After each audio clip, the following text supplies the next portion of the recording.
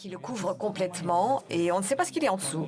Donc pour moi, la partie la plus importante dans un tamal, c'est justement ce qui le recouvre. Ce n'est pas tellement la surprise que cela cache, mais toute la saveur que cela peut apporter. Et dans le restaurant, ce que nous faisons donc du tamal et au lieu de l'envelopper dans une feuille, nous le mettons différentes feuilles autour et nous mettons cela dans la pâte, c'est-à-dire que nous peignons cette pâte d'une certaine couleur et non seulement on a une pâte de maïs, mais il y a déjà l'arôme et la saveur qui imprègnent la pâte. Et il y a un cuisinier qui est un de mes grands amis.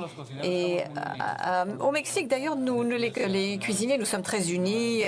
C'est quelque chose de très important et cela n'a rien à voir avec la profession, mais simplement à partir de cela, je dois dire que nous avons beaucoup d'admiration les uns pour les autres et nous partageons des choses. Et il y a donc un cuisinier qui se trouve à Jalisco, Francisco Ruano, qui a essayé de faire cela. Donc, plutôt que de mettre la pâte dans une feuille, il l'a mise dans un petit sac plastique, reprenant un petit peu le thème utilisé par un cuisinier espagnol, Mario de Sac, qui fait une fleur d'œuf, si je puis dire, dans un petit film en plastique.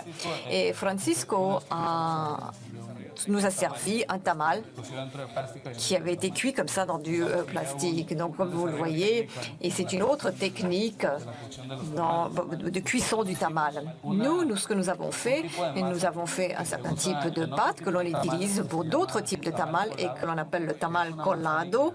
C'est une pâte liquide, filtrée, et nous la mélangeons un petit peu avec du fromage, des herbes, ce qui lui donne une certaine humidité, qui en fait une sorte de purée. Et ensuite, nous passons cela à travers un filtre, un tamish et un chinois, et cela nous donne une texture très onctueuse et nous le mettons dans un sac comme celui-ci et nous faisons cuire cela dans de l'eau pendant une vingtaine de minutes, ce qui nous donne une pâte cuite comme celle-ci, d'une certaine couleur et avec un certain arôme. Et je vais maintenant vous dresser un plat. Je ne sais pas si on peut voir ici. C'est en fait la conclusion à laquelle je voulais arriver. La tradition veut que nous ayons une certaine liberté, c'est ce qui nous aide à voir les choses de façon légèrement différente. Et par rapport à tout ce qui se passe au Mexique et tout ce que nous pouvons partager entre cuisiniers, il y a 3 générations de cuisiniers qui existent en même temps. Il y a les cuisiniers traditionnels, il y a des cuisiniers qui ont été nos maîtres et il y a ceux qui sont partis apprendre leur travail aux États-Unis, en Europe. Et il y a ma génération qui nous avons été formés dans le pays et donc il y a un échange d'informations constant entre ces 3 générations, beaucoup d'échanges et je crois que cette liberté justement que nous avons eue a été vraiment une source d'inspiration, ce qui permet que les cuisines plus traditionnelles du centre du pays révolutionnent un petit peu la façon de cuisiner. Je vais maintenant vous montrer ce tamal.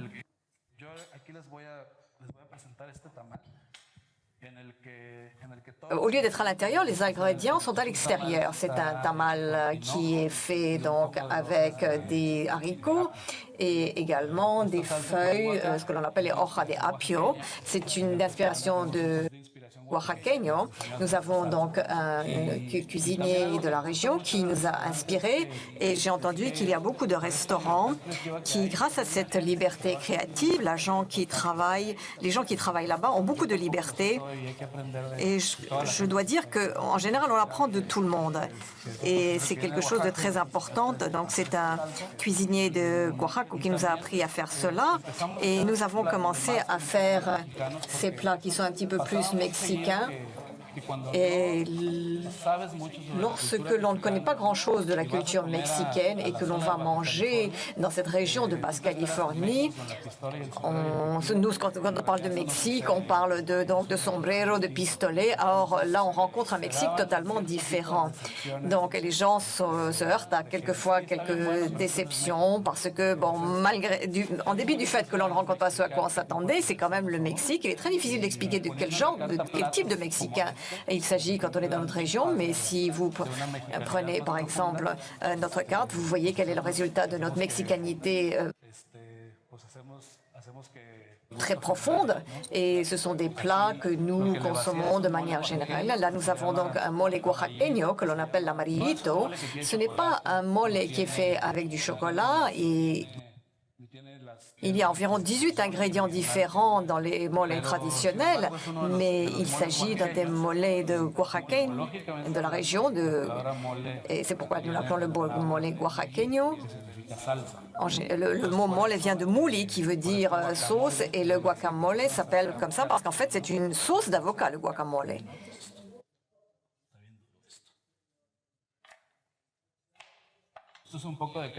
Donc nous mettons dans cette assiette creuse un petit peu de crème. Je pense que c'est ce qu'on appelle ici de la crème fraîche. On fait quelque chose qui y ressemble.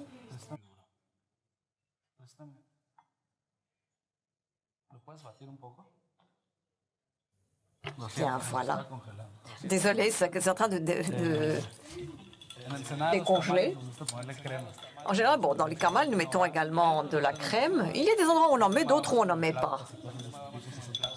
On fait en général souvent ce qu'on appelle les tacos doradas avec. Mais nous aimons bien mettre de la crème parce que cela donne beaucoup plus d'onctuosité à la sauce. Voilà, donc je mets un petit peu de crème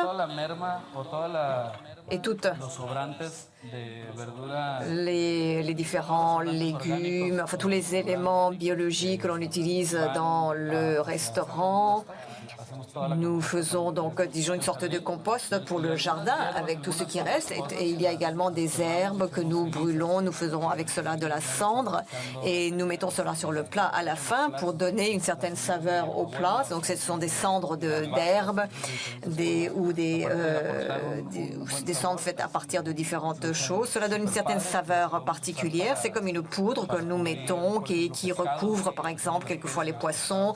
Nous prenons également les peaux de poissons que nous transformons en cendres. C'est quelque chose de très délicat qui donne une certaine couleur. Moi, j'aime beaucoup cette couleur. Là, nous avons le tamal de haricots et également avec de la crème, des cendres. Et je vais mettre un petit peu de canard que nous avons donc découpé en lamelles. En général, cela se mange avec du poulet ou de la volaille. C'est quelque chose de très courant. Mais dans le restaurant, nous faisons différentes choses. Nous utilisons les produits ou les ingrédients.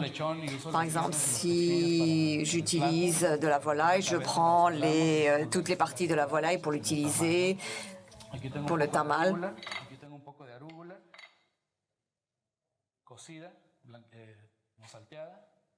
Et là, je prends de la roquette. Et là, nous avons donc du pané, comme on dit en français, un légume ancien, pour apporter un petit peu plus de texture et qui va donner un petit peu de croquant à ce plat. Et quelques feuilles également de cette roquette fraîche. Et c'est une cuisine, je dois dire, mexicaine qui va très bien avec la région dans laquelle nous vivons. Il y a beaucoup de verdure, beaucoup de couleurs vertes, beaucoup de choses très typiques de la région. Et la majorité des ingrédients, nous les faisons pousser dans notre verger, dans notre potager. Et c'est quelque chose de très mexicain. Et nous tenons en compte également de tout ce qui est traditionnel. Nous combinons cela avec notre culture et cela nous permet de faire quelques plats qui font partie vraiment du Mexique plus moderne. Donc voilà, merci beaucoup.